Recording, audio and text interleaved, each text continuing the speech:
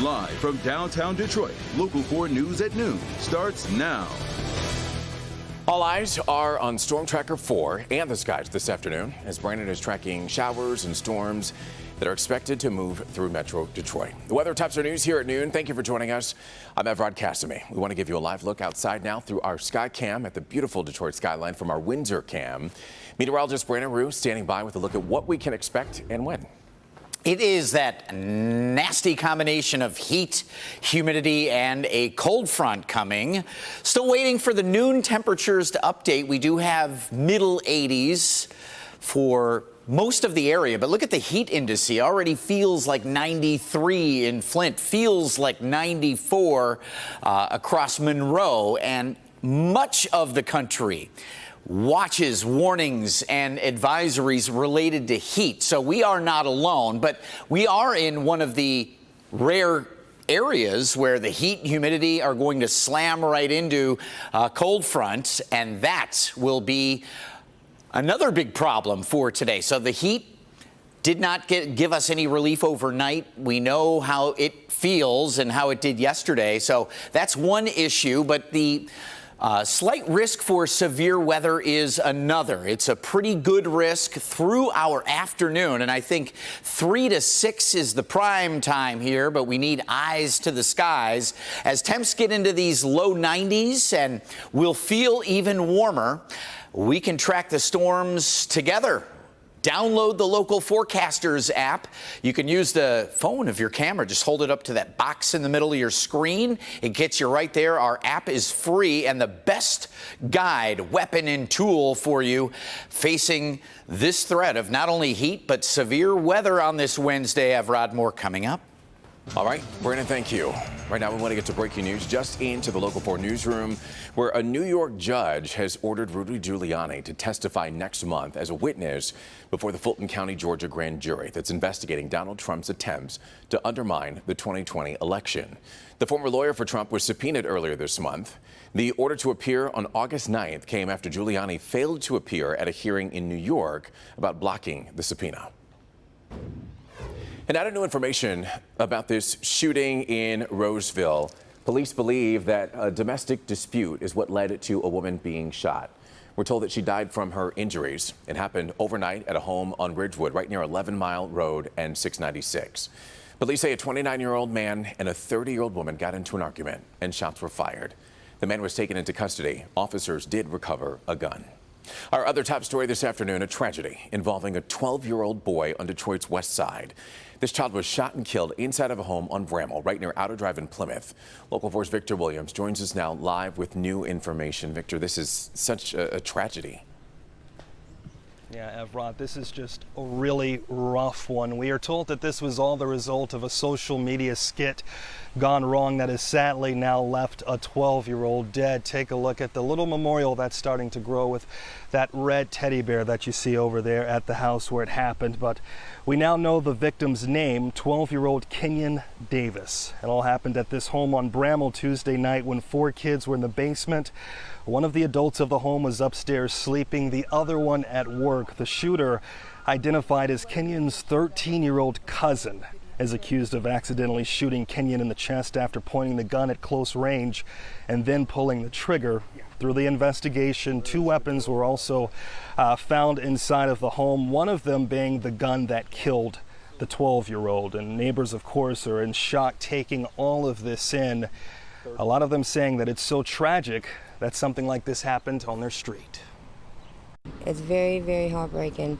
You know, it's a quiet, neighborhood, quiet street.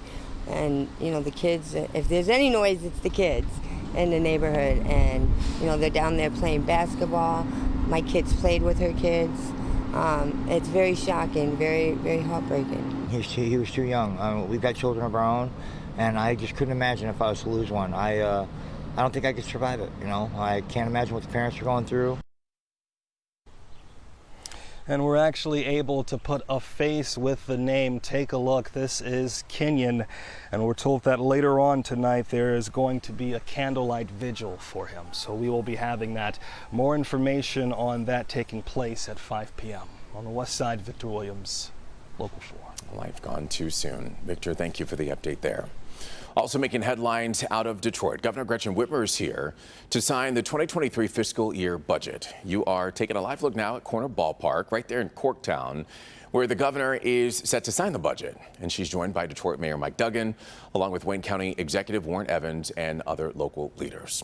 And then later today, First Lady Dr. Jill Biden is going to be arriving at Metro Airport. The First Lady and U.S. Secretary of Education Miguel Cardona will visit a Detroit Public Schools summer learning program at Schulz Academy on Thursday. The two will be highlighting how money from the American Rescue Plan is helping students in summer programs. Meantime, the White House is shifting the conversation from the hot weather to the changing climate. And if you have opened your front door lately, well, you know that we are in a heat wave, the entire country, in fact, in different parts. Now, parts of the South have even been seeing record temperatures.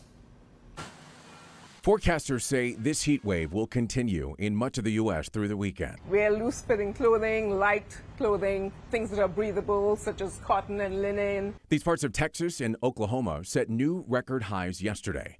Those states have been dealing with wildfires like this one, less than an hour from Fort Worth. And here's a look at the high temperatures in today's national forecast.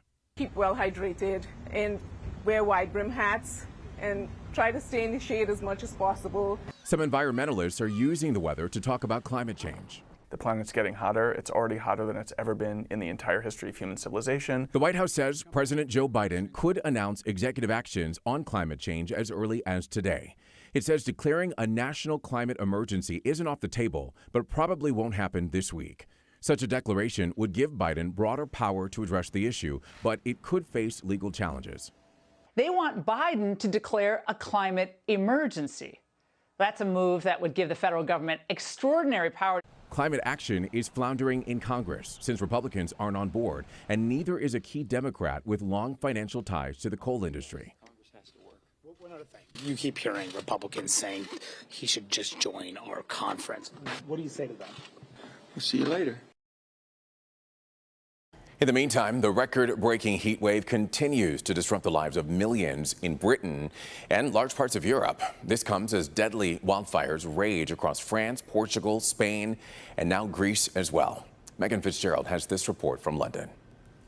It has been a busy 48 hours for the London Fire Brigade, who worked into the night trying to extinguish fires popping up all throughout London. We know so far more than 40 structures has burned, including several behind me here, homes in a residential area that went alight in the afternoon on Tuesday, taking firefighters hours to extinguish. We know 100 responded to the scene there. This is the busiest that the fire brigade says they have been since World War II. And of course, all of this happening when the UK is seeing the highest temperatures ever recorded on record at 104 degrees. Now, the country was declared a state of emergency ahead of this heat wave, as the majority of people in this country live without air conditioning. But this deadly heat wave is just gripping Europe. We know so far more than 1,000 people have been reported dead because of the heat in Portugal and Spain. They're also battling with fires raging there, as well as in France and in Greece.